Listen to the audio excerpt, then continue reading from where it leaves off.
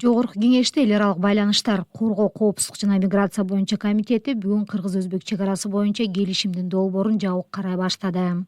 Журналисттерге бул жыйынга катышууга уруксаат берилгени менен жаздыруу аппараттарын колдонууга тыюу салынды. Улуттук коопсуздук боюнча мамлекеттик комитеттин төрагасы Камчыбек Ташиев анын себебин деп түшүндүрдү.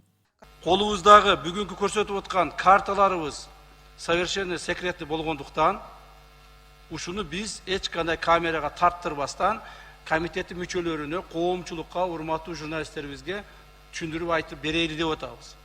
Так. Андан кийин буюрса кол коюлган болсо, ошондон кийин гана ачыктаганга биз укугубуз бар. Ташиев кыргыз-өзбек чек арасын тактоо боюнча келишимде эки өлкөнүн президенттеринин салымы чоң болгонун белгиледи. Андан тышкары өзү жетектеген делимитация жана демаркация боюнча мамлекеттик комиссиянын дээрлик 2 жылдык эмгегин дагы баса белгилей кетти. Жабык жыйынга катышкан массалык маалымат каражаттарынын өкүлдөрүнүн айтымында, кыргыз-өзбек чек арасы боюнча келишимдин долбооруна ылайык Кемпир-Абад суу сактагычы жайгашкан 4485 гектар жер Өзбекстанга өткөнү жатат. Анын ордуна Кыргызстан Ош жана Жалал Абад облустарынан жалпысынан 18 000 гектардан ашуун жер алына турганы белгилүү болду. Соңку макулдашууларга ылайык Кыргызстандын картасы 15 806 гектарга кеңейет. Президент Садыр Жапаров кабар агенттигине курган соңку маегинде кыргыз-өзбек чек арасындагы таалуу маселе Кемпир-Абад суу сактагычынын тагдырына да токтолуп, талаштуу жерлердин дээрлик 99% Кыргызстанга өткөнүн билдирген. Жапаров анда парламентте бул маселени ачык талкуулоого буйрук бергенин айткан. Президент ошондой эле эми бул келишим мыйзамдашып бүткөнгө чейин бир тарап айнып кетип, кайра мурдагы абалга келип калса, буга чейин тегерекстер уюштуруп, элдин башын айландырып жаткандар катуу жооп беришет. Жоопко тартабыз деген. Өткөн аптада Кыргызстандагы оппозициялык күчтөр чогулуп, Кемпир-Абад суу сактагычынын тагдыры коңшу өлкө менен кандай шартта чечилген жатат, бийликтен маалымат талап кылышты.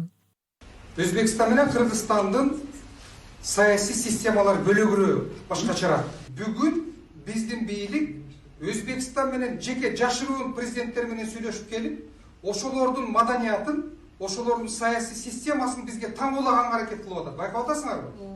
Оозуңарды баскылап, унчукпай отургула, мен чечем, анан кийин билесиңер. Анан кийин мага ыраазы болосуңар деп атат да. Бул Өзбекстандын саясий режиминин маданияты ушундай. Ал жакта эч ким президент менен талкуулабайт. Эч ким президентке, бийликке каршы сөз айтпайт.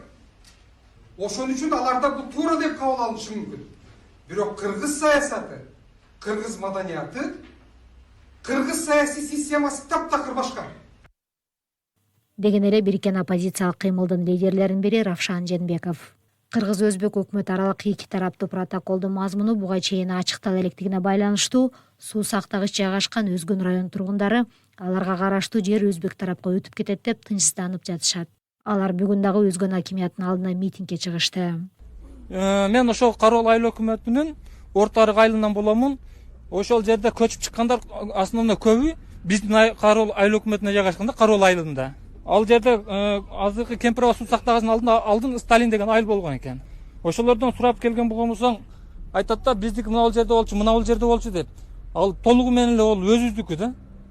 Анан эми ошолорду карап туруп, бул өзүбүздүк болгон болсо, анан буну теңшерикке кантип аны биз наоборот кийин ошонун айынан уруш болуп кетеби дейм да, суу талашыпчы. Биз жарымы биздики, жарымы силердики. Биз өзүбүздүн сууга биз аларды шериктеш кылып атабыз да. Советтер Союзу ыдырап, Кыргызстан менен Өзбекстан эгемендик алгандан кийин суу сактагычтын платинасынын көпчүлүк бөлүгү өзбек тарапта, бир бөлүгү кыргыз тарапта калып, эми аны бөлүү маселе жаратууда. Сиздер BBC дүрбүсүндө подкастын уктуңуздар. Аны бул жолу мен Эленора Сагындык кызы алып бардым.